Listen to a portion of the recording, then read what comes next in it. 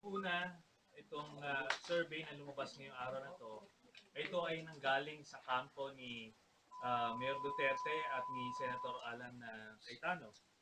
Ito ay isang propaganda nila, pambawi nila dun sa mga kapalpakan na nangyari the past few weeks. Ano? At ito ay skewed, meaning yung question doon sa survey ay leading. Isinubo yung pangalan doon ni Mayor Duterte. Doon pa lang sinubo na yan. Violation yon ng mga rules sa quantitative research. So ang question dapat, hindi siya leading, hindi siya double meaning. It should be very, very simple and could not be misunderstood by the respondent. So, nagtataka ako bakit pinapayagan ng SWS kahit privately commissioned na gano'n. Okay.